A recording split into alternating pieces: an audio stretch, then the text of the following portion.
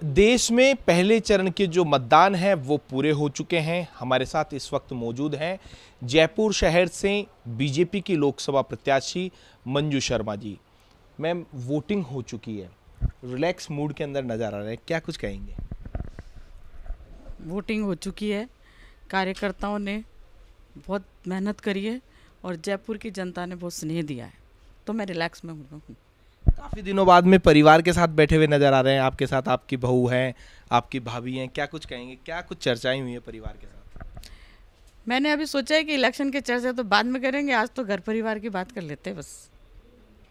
क्या कुछ कहें? अब हम इलेक्शन की आपकी चर्चा कर लेते हैं। मंजू शर्मा अपनी जीत को लेकर कितनी आश्वस्त है? 101%। एक फैक्टर है उसके पीछे?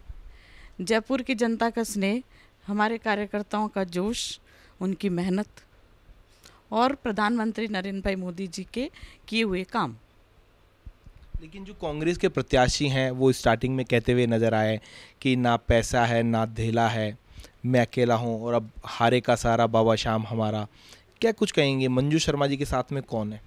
सब है मेरे साथ, तो पूरी पार्टी मेरे साथ खड़ी है, छोटे से कार्यकर्ता से लेके बड़े नेता तक। आपने देखा होगा अमित शाह जी ने भी इतना बड़ा रोड शो किया है मेरे लिए। सांगानेर का जब मेरा जनसंपर्क था तो हमारे मुख्यमंत्री जी भी मेरे साथ थे, और हर एक जहाँ विधानसभा में सिविल लाइंस में गोपाल जी शर्मा मेरे साथ थे, और हवा महल में हमारे बाल मुकुंदाचार्य जी साथ थे, रवि नैयर जी, सब लोग साथ थे, परनामी जी भी साथ थे, सारे लोग साथ थे। तो मुझे तो कहीं अकेला मैं क्यों फील, मेरा परिवार पूरा साथ है, भारतीय जनता पार्टी एक परिवार है, सारे लोग मेरे साथ थे, तो मैं तो अकेली नहीं हूँ। अच्छा, एक बात बताएं आप, जैसे कल वोटिंग हुई उसके बाद में फीडबैक मिला कार्यकर्ताओं से, क्या कुछ है ज़मीनी हकीकत, क्या कुछ देखने को मिली? वोटिंग परसेंटेज जो है इस बार है वो कम रहा है, तो किस तरीके से आप इसको देखते हैं कि कहाँ से वोट कम आए हैं? बात की जाए मुख्यमंत्री जी का जो विधानसभा क्षेत्र है वहाँ से वोटिंग कम हुई है। वो तो टोटल में भी वोटिंग कम ही हुई है ना। तो एक तो कल धूप बहुत थी, गर्मी की वजह से भी कुछ वोटिंग कम हुआ है, मुझे ऐसा लगता है कहीं कहीं पर। अब इस वजह से तो आश्वस्त नहीं है कि जो जयपुर है वो बीजेपी का गढ़ मानी जाती है, पिछली बार भी 5.5 लाख वोट मिले थे, क्या कुछ कहेंगी? हाँ, तो क्यों ना हो, गढ़ कोई ऐसे ही थोड़ी ना बन जाते हैं, गढ़ बनाने में समय लगता है, आज का नहीं है। जयपुर में कब से तपस्या हमारे सब सीनियर्स ने, बुजुर्गों ने, जो अब आज यहाँ पर नहीं है दुनिया में, उन लोगों की तपस्या से जयपुर गढ़ बना है। जब गढ़ कोई एक दिन में खड़ा नहीं होता। आज जयपुर के घर घर में भारतीय जनता पार्टी के कार्यकर्ता हैं। जो आपके पिताजी थे उनका कितना योगदान मानती है आप इस चुनाव के अंदर? पूरा योगदान है। उन्होंने संघ से जनसंघ खड़ा किया, जनसंघ के बाद जनता पार्टी इमरजेंसी के बाद बनी, और दीपक जनसंघ के दीपक से लेके भारतीय जनता पार्टी के कमल तक का सफ़र किया है, और उन्होंने बहुत पार्टी को यहाँ तक लाए हैं। घर घर में उनके बनाए हुए कार्यकर्ता हैं। जैसा कि जनसंपर्क में मैं अभी जब गई चुनाव में, तो मुझे कहीं भी कोई व्यक्ति ऐसा नहीं मिला जिसने उनके विषय में चर्चा ना की हो। कोई बताते हैं कि हम उनके साथ कबड्डी खेलते थे, कोई कि हमको उन्होंने तैरना सिखाया, कोई कहते हैं हमारे यहाँ उन्होंने टंकी बनवाई है, कोई कि हमारे बोरिंग लगवाया है।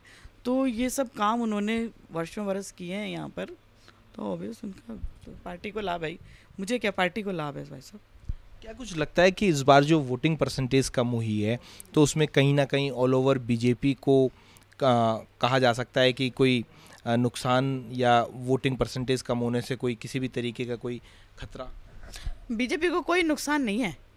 अब उनका जो, अब इनकी क्या दिक्कत हो गई कि कांग्रेस ने कैंडिडेट तो खड़े क्यों, कि भाई लड़ना ही पड़ेगा, पार्टी इतनी बड़ी वर्षों पुरानी पार्टी है, सबसे पुरानी पार्टी है, तो कैंडिडेट तो खड़ा करना ही है। अब मजबूरी है, चाहे कोई लड़े कि नहीं लड़े, पार्टी को खड़ा तो करना ही है। तो जब कांग्रेस वालों ने क्या किया कि उनकी पसंद का अगर कैंडिडेट नहीं है तो वो ठीक है, चलो वोट ही नहीं देते, जाओ ही मत, ये भी है।